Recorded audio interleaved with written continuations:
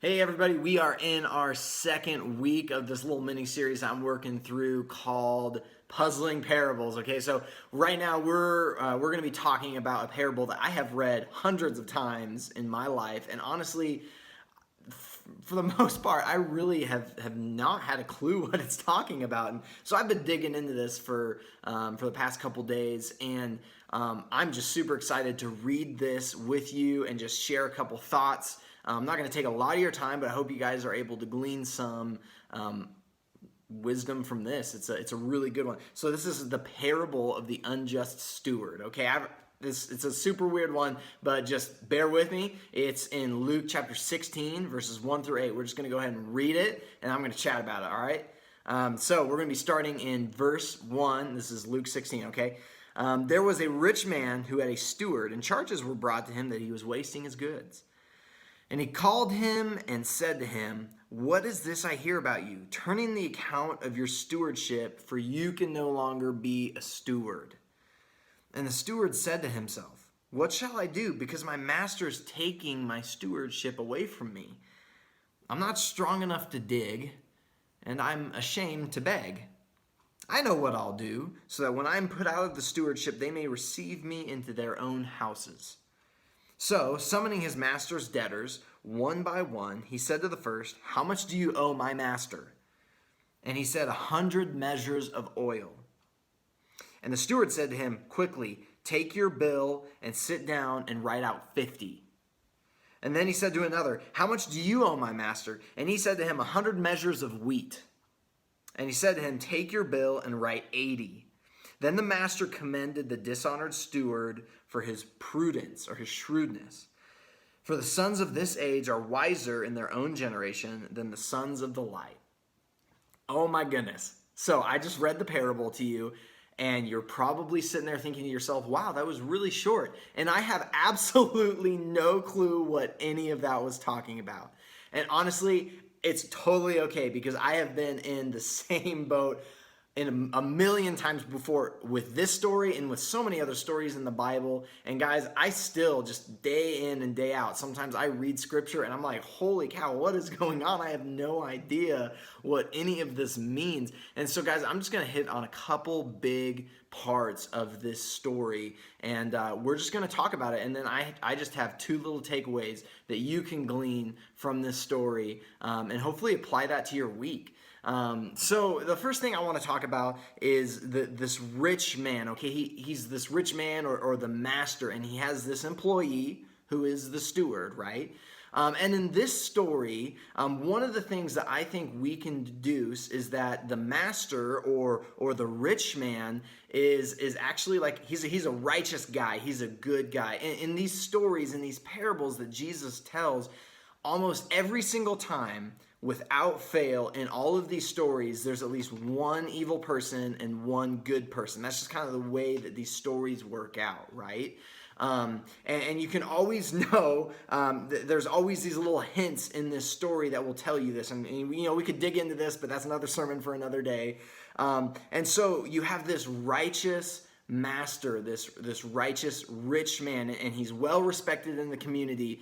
And honestly, we could sit here for like the next 45 minutes and we could talk about how all of these things come into play. But just for the sake of time, I'm going to go ahead and just assume a couple things for you. And if you have any questions, just shoot me a text, give me a call, DM me on Instagram, whatever. But we're just going to assume, okay, that this rich man, this master, he's a righteous guy. And we kind of learn a lot about the steward's character as we read the story. So one of the things that's really interesting is the master calls the steward in the second part of the story. He calls him in and he says, "What is this I hear about you? You've been wasting my money," is what the master says to his employee. And this steward, he is told, "Turn in the account of your stewardship, for you can no longer be a steward." So, okay, hold on real quick. I'm just going to tell you a little bit about this. When the master says, "Turn in the account of your stewardship," he's not asking him to like fess up on any wrongdoings or anything like that. Like the master has already come up to this guy and said, "What is this I hear about you?" And the steward doesn't respond. And in this culture, when you don't respond to someone when they accuse you of something, Silence is an admittance of guilt. Okay, so this steward is, he's guilty and he knows it. And this master is a righteous guy, and he's the kind of guy that this steward knows, like, I'm not going to be able to manipulate him. I'm not going to be able to lie to him. Like, I know I'm guilty, so, there's nothing really I can say. And his silence admits his guilt. And so this master goes on to say, hey, turn in the account of your stewardship, for you can no longer be a steward. And what he is saying to him is, he's talking actually about like an account book. So, some people have talked about, is this steward a steward of a farm? Like, is he managing an estate like a farm, or is he managing a bank, or what is it? I think he's managing a farm or an estate or like a vineyard or something like that. And one of these guys, like these stewards that are running an estate like this, they always have a book that they keep track of, written accounts of debts that people owe and business that needs to be taken care of. Like, just like any sort of ledger or business-like book that you would record things in nowadays, right? It's a similar thing back then. And so this steward is basically fired by his master, right? And he is guilty. He's just like, okay, I've been fired. And so when he is fired by his master, essentially he loses all of his authority. Like, he doesn't have any more authority in his job, but he still has his little ledger. Like, he's told, turn in your account of your stewardship. And so, we can feasibly think that this steward was probably going to do, turn that in very quickly, because this master, he's a rich man, he's powerful, he wants to do what he says. But there's a little bit of time in between, and that's what we read about in this story. This steward takes this book, this ledger, this account that has people's debts in it, and he goes to two characters in this story. And I'll just read this to you real quick. He says, so summoning his master's debtors one by one, he said to the first, how much do you owe my master? And he said, 100 measures of oil. And he said to him, take your bill, sit down quickly, and write 50. And then he said to another, how much do you owe? And he said, 100 measures of wheat. And he said to him, take your bill and write 80. And so one of the things we got to know about this is 100 measures of oil and 100 measures of wheat. That is probably the equivalent, like say an average person in our day maybe makes about $50,000 a year. Both of those accounts are about 2 to 3 years worth of wages for a person in that time. So if you could imagine, these are two different people that owe about $150,000 a piece. And this steward comes in and he essentially cuts their debts in half. So this master, who has rented or given out or loaned upwards to $300,000 to these people that owe money, is now only going to get $150,000 back. Like that's a really, really rough comparison. I understand that. But that just gives you a little bit of an idea of how much money this steward just wrote off. And then he takes the account book and he brings it back to his master and he gives it to him. And the master, he's going to look at this and he'll open the ledger and he'll know immediately, because this guy is definitely, these guys did not pay attention to their estates. He knew what these people owed. And could you imagine knowing that you have paid out so much money to someone and you're not going to get any of it back? And this steward is actually really, really smart, because, he's a little bit conniving and evil in everything that he's doing. But what he does is he knows that his master is a really, really generous, compassionate, righteous man who has a good standing in the community. And he made his master look really, really good when he did this. Because I can guarantee you for a fact that these two guys that had their debts forgiven are going to go back. They're going to tell their family. They're going to tell their friends. They're going to tell their community. And they are going to celebrate like, oh my gosh, we were just given a huge gift. We saved so much money. And so they're going to be celebrating. And this master is going to look really, really generous because he just forgave so much debt. But in actuality, the master never forgave any of it. Actually, the steward did it and then said it was in the master's name, essentially. And so this master is, he's kind of put in between a rock and a hard place by this steward, because he doesn't want to go out to these people. And, by all accounts, he had already fired the steward. So he he totally in the right could have gone out to these guys and said, no, I didn't cancel your debt. You still owe that. But when everybody's celebrating, I mean, that would have made him look really, really bad. And one of the things about this story is that this steward is commended. In the end, it says this: then the master commended the dishonored steward for his prudence, or for his shrewdness. And in doing this, the steward, very, very justly, the master had every right to put him in prison. In this time and culture, he could have sold him and his family into slavery for what he did. But the master doesn't do that. The master doesn't punish the steward for what he does. And that is huge. That has so many implications.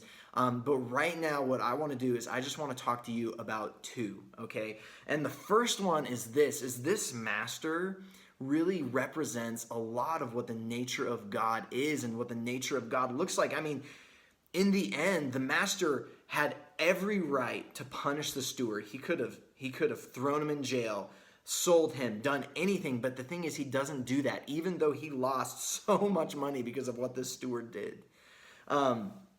He didn't do any of that. He extended grace. He extended compassion. And he was also, I think that the steward, or not the steward, but the master, he's a righteous guy. And he would have been known in the community as a very generous person.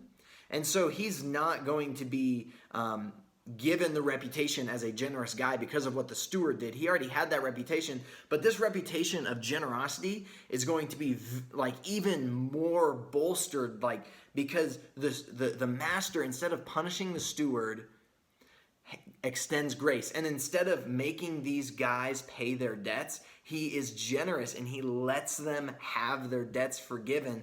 And in a sense, he pays for his steward's salvation. He pays for the redemption of his steward by letting him forgive these debts, because he could have gone back and undid everything, but he didn't. And the second thing that I want to talk about is the steward. Even though he was conniving and evil, even though he was wrong, he shouldn't have done what he did. But even though he did do that, there's one very, very important thing that I think we need to recognize in this story about the steward, and that's this. The steward has a very intelligent perception of the character of his master. The steward is commended not for his ethics, not for what he did that's right, because what he did was not right. He is commended for his accurate perception of his master's nature. The steward understands that his master is generous and kind and loving and forgiving and compassionate. And he knows that he can do all of these things, even though they were done with ill intent. He knew that the master was going to end up playing into his hand, because he knew the character of his master. The master is going to be gracious and forgiving, and he is going to be generous. And so one of the things I do want to say is, this parable isn't a license to go and do bad things and sin and do wrong things, knowing that God is gracious. This parable really is Jesus, because he's talking to his disciples. And one of the really interesting things that I could talk about forever, but I don't have time, is that this parable really parallels with the story of the prodigal son. They're right next to each other in the Bible if you read them. And there's so many things that overlap, and I could talk about it, but that's another sermon for another day. But one of the things that Jesus wants his disciples, and that Jesus wants us to know from this story, is that he wants us to be smart enough to realize the nature of God. He wants us to pay attention to who God is. God is generous and forgiving and loving and gracious and compassionate. That is who our master is. And so that is a little bit about the parable of the unjust steward. And I know it might not completely make sense still. You might have a lot of questions. I still have a lot of questions. But guys, feel free to ask anytime. I love you. I hope you're doing really, really well. Man, I miss you so much. And I hope you have an awesome week. I will see you later.